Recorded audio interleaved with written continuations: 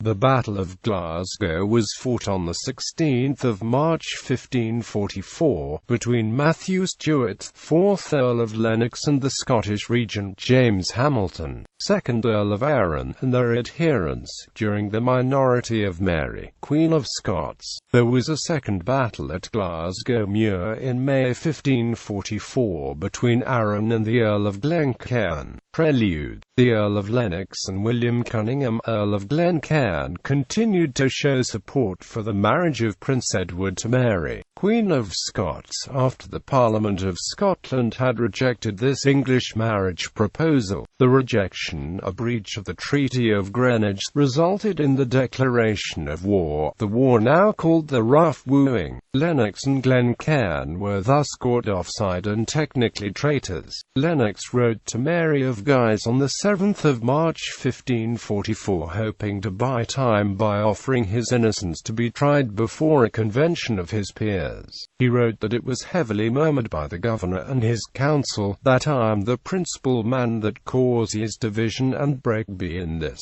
realm, and make us daily insurrectionize and disobedience contra the authority. However, Arran had already ordered an attack on Glasgow. Artillery and handguns were sent from Edinburgh Castle. Bothwell Castle was taken first on 8 March. Lennox's men took up position at the castle and cathedral, but he himself stayed at his stronghold, Dumbarton Castle. Battle. Arran's forces encountered Lennox's followers at Glasgow Muir, a mile east of the town. The battle started well for Lennox. His force of about 800 men drove the first rank of more numerous forces of Hamilton back into the second rank and captured the cannon. At this juncture, Robert Boyd of Kilmarnock and his friend Mungo Muir of Rowland, at the head of a small party of horse, who, having just arrived at the site of the battle, valiantly thrust themselves into the midst of the combat, and decided the fate of the day favourably for the Regent Hamilton.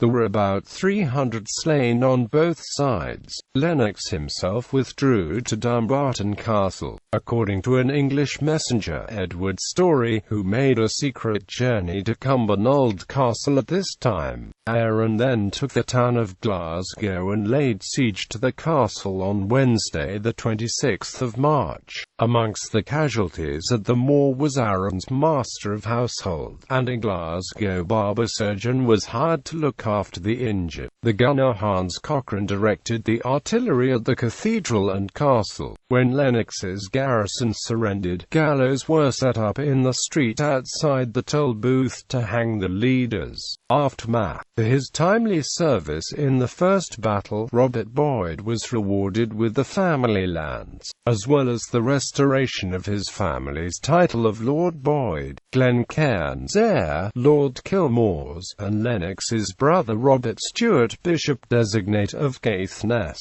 slipped away from Dumbarton Castle at night over the Clyde and then rode through the West Country to England. Soon after this battle, in May 1544, an English army burnt Edinburgh. Around the 24th of May 1544, Arran fought another battle on Glasgow Moor with the Earl of Glencairn. Glencairn's son, Andrew Cunningham, and John Hamilton of Camberskeith, Arran's master of household, were killed. Glencairn retreated, and Lennox sailed for England from Dumbarton around the 28th of May 1544. 10 years later, a number of men received pardons for their presence at the battle on Lennox's side against the regent, including William Cunningham, Earl of Glencairn, George Forrester of Kiddesdale, George Hay, 7th Earl of Errol, Robert Drummond of Carnick, and John Weems of the Dilk.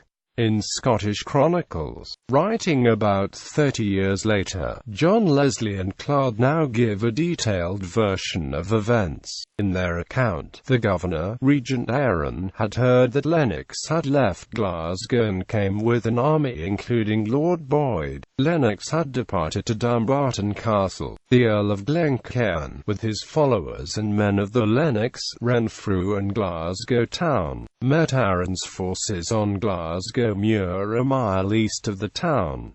After a long fight with many casualties, Regent Arran appeared to have won the day. Arran then entered Glasgow and besieged the bishop's palace and cathedral where Lennox had placed his artillery. The garrison surrendered and 16 or 18 leaders were hanged.